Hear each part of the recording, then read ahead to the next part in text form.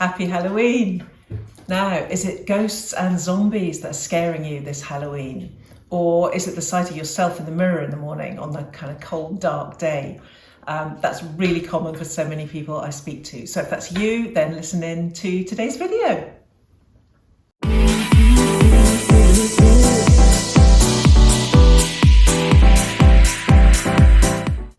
Hi, I'm Jules Anderson. Welcome to Feel Glorious. Today I'm talking a little bit about Halloween and autumn and just some health tips for something a bit more seasonal. So often autumn, particularly for people as we get older, autumn can bring up quite a lot of quite unsettling feelings about our health, about our mortality, about, even just about the sort of change of the seasons and that feeling of kind of cold, dark days drawing in and the end of sunshine and bright summer happiness. So what's important is actually the flipping of the seasons is actually really important from a health perspective, because the flipping of the seasons has quite a big effect on our bodies too. We see it in the animal kingdom. They hibernate, they fly south for the winter, all because these things are instinctive to us as like an animal instinct. It's instinctive to us for our health, but lots of us as humans, we tend to resist that. We've got central heating, we've got lights, we've got Christmas parties coming up and all sorts of things happening. And we tend to go against that natural flow. The animals are all busy hibernating and we're ramping up the gears because we've got Halloween and bonfire night and Christmas coming up and all the things that entails. So what then happens is winter can come around, and often by, the end of the year, lots of us are getting really sick. And if we can start to make changes now, a lot of the reason we're getting sick is because we're not making those changes soon enough. And there's an awful lot of things we can do, really simple things in the autumn, whilst it's still golden, whilst there's still a little bit of sunshine around, that can actually just put us in a much better position when Christmas comes, and we'll be a lot less susceptible to various seasonal bugs, viruses, and anything else that might be flying around. So as always, the way I work, it's very much starts with food, but also there's a whole lot of other things that we can do that actually make a massive difference to our health as well as just the food. So we're just going to talk about a few of them today. So the first thing is actually just to slow down. Spend your energy wisely. As I said earlier, animals hibernate, and we're ramping up the energy and building this huge crescendo to Christmas. But actually, if you just are a little bit more wise and sort of spend your energy a little bit more judiciously in the lead up to Christmas, you'll be the one that's ready to party when everyone else is starting to flag by halfway through December. So slowing down is much more that kind of natural rhythm that we've got. So it doesn't mean just stopping everything and cancelling all your parties. It just means maybe cancelling some of those appointments that you don't really need to do, or just taking some time in the evening to go, I'm just going to stay in, snuggle in, have a night in the sofa, wrap a blanket, and just enjoy those kind of more cozy aspects of autumn, and just find some time just to dial down the energy a little bit. Because what can happen is, particularly when the seasons are asking our bodies to slow, the more we're trying to go against that and go against nature, we're basically just drawing on lots of particularly adrenal energy. And for women in particular, I see so many women who's sort of running on adrenaline, running on fuels, rather than running on that kind of real sort of inner more basic inner energy. You end up kind of blowing out your adrenals, and that's when you start getting really stressy and snappy and irritable and under par and basically just a bit spent. So you want to avoid that, particularly in the lead up to Christmas. You want to be able to enjoy everything that Christmas has to offer. So just start to slow down a little bit right now. It might be just taking some time in the evening just to have a bit more of a rest, just not to do every single chore on your to-do list, not to be out every single night, not to be just all day, every day, it's about work and chores, just a little bit of downtime. Or even just fitting in a little bit of a relaxation moment, a little bit of yoga or breathing in the morning. It can be anything, but just something that just starts to help you feel that slightly more relaxed energy. So that's the first one. Second one is just wrapping up. Again, because it's quite sunny outside, I'm still seeing lots of people out there with, lots of bare flesh on show and summer tops and summer jackets. And actually now, because the air is chillier, cold actually gets into our bodies through our skin, and particularly susceptible, it's around our neck and chest and our lower back.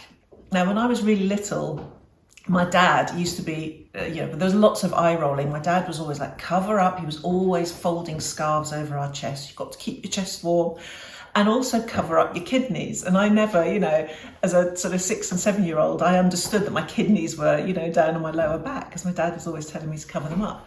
But actually, when you look at more traditional ways of viewing health, the chest area and the kidney area are really important to be covering up in the winter.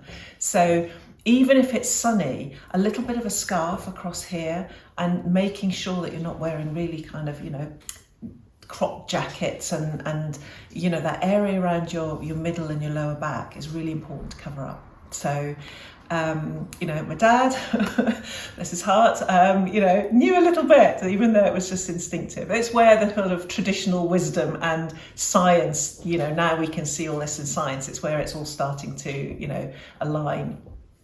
The other thing is just get some sun. When we do have a sunny day, try and get out there and get some sun on your face. The vitamin D is really important. It's why I've touched on it in other videos and blogs, the importance of vitamin D in terms of our winter sort of moods and happiness.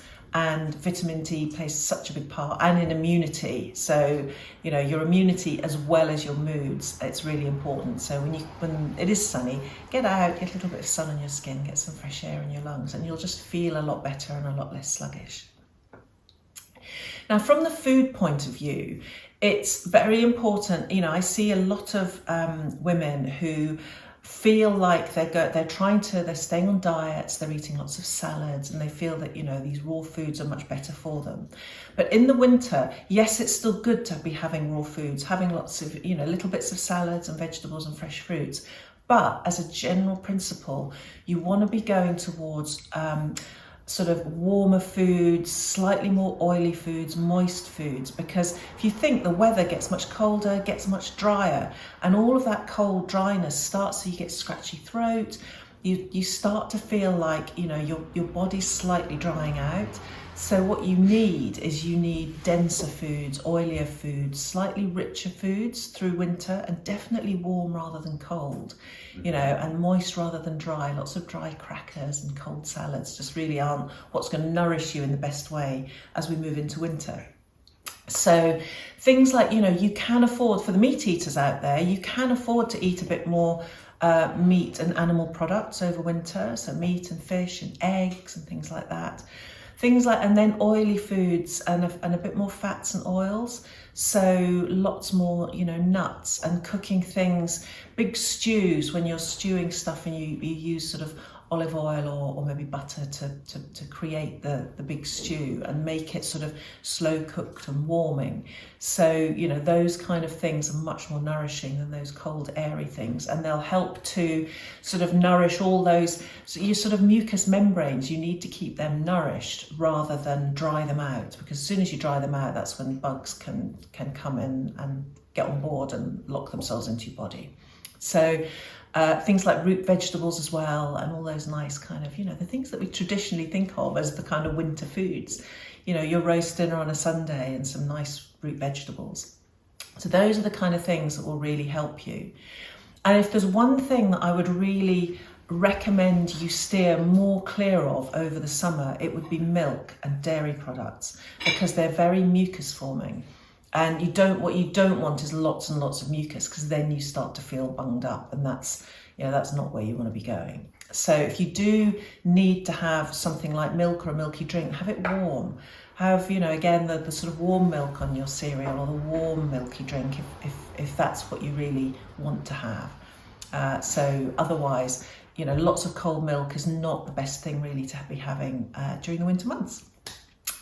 And then the last thing is really, I'm all about, health is far more than just eating the right things. That can become very disciplined. It can make us feel bad about ourselves. And actually what's really important for your health is enjoyment. So again, at this time of year, just embracing what the pleasures that you can find, whether it's the pleasures of autumn, kicking through the leaves or going for long walks on a sunny day like today, then those kind of things are really, really important to our health. How we feel in our mind and in our sort of sense of joy in life has a massive effect on our bodies and our biochemistry, and there's all sorts of cascades of processes go on when we feel good.